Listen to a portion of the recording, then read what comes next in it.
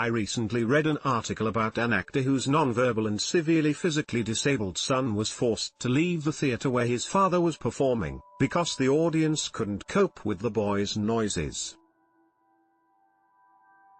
As a human being, I felt incensed on behalf of both the child and his dad.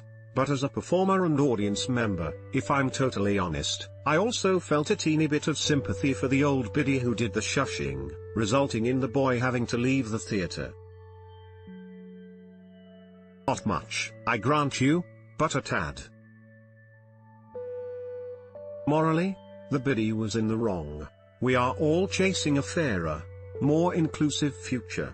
And if that means sharing an auditorium with people who have been dealt a pretty tough hand in life, then I think we should all suck it up. I sympathize because she presumably had no idea that the boy in question was disabled, and assumed instead that he was a teenage troublemaker. If you've paid 90 quid for a West End seat, someone making funny noises behind you, seemingly deliberately, is irritating. Few take the time to consider in their day-to-day lives that that person might be suffering from a disability rather than an urge to disturb people around them. Sadly, the profoundly disabled continue to sometimes leave even those who consider themselves politically woke feeling embarrassed. I really wish it wasn't the case, but it is. And we need to talk about this uncomfortable truth. We are all pretty intolerant of noise where we don't want or expect it. We rail against the kid with the garage music leaking from his headphones in the quiet carriage of a train, or the party in the next door hotel room kicking off after midnight when you're trying to sleep. But do we have a right to complain in very different cases like these, when the result could be that a disabled person is denied access to culture? I remember going to see a play in the West End and the woman next to me was wearing what I believe was a hearing loop, which seemed to amplify the sound of the performance via her hearing aid. I'm not sure what the situation was, but unfortunately, the thing seemed go in and out of frequency, and at times it was like sitting next to a badly tuned transistor. But you know what? I'm pretty hard of hearing myself, and who knows, in 20 years' time I could well be in the same situation. I shut my trap and put my scarf over the ear that was closest to her. I'm bringing this story up now because during a recent Grumpy Old Women gig, a member of our reading audience began making noises. Instantly I knew they weren't drunk women shrieks. This was either Tourette's or a similar disability. It actually didn't bother me. I know the show well enough not to be put off my stride, but I could sense a tension in the crowd, a palpable feeling of, oh no, oh God, what's going to happen next? Not much, as it happens.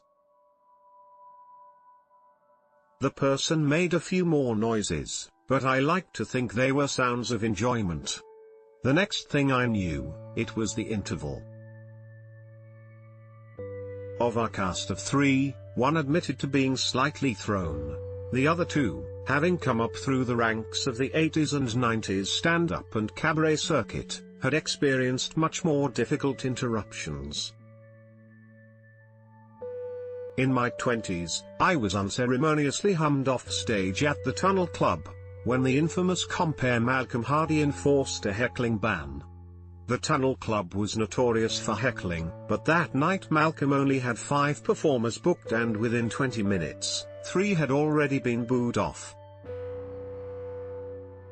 I was next up. I tell you, the sound of 300 people humming me off stage and back to the dressing room, tail between my legs, is something that haunts me to this day. But that's beside the point. The answer to true theatre accessibility, apart from lowering ticket prices, which is the biggest barrier that we all face, is to hold relaxed performances where all people can enjoy performances without fear of disapproval. Many smaller theatre spaces around the country do offer these special nights. I remember going to see a show my daughter had written a couple of years ago. It was a monologue, and the actor had invited a friend with Tourette's. This turned out to be the performer Jess Tom, who was diagnosed with the neurological condition in her early 20s. Throughout the 60-minute show, Jess shouted the words "biscuit and hedgehog" at frequent intervals. I have to admit, I tensed up a bit. The young hipster audience, on the other hand, barely batted an eyelid. They knew what was going on and they could cope. We are getting better, people are more educated, but it's not all plain sailing. When we got back on stage in Reading after the interval, our noisy audience member had gone. In some respects, I hope they left because they hated it, rather than because they were made to feel uncomfortable and unwanted. More about Disabled People West End Disability Tourette's Syndrome reuse content.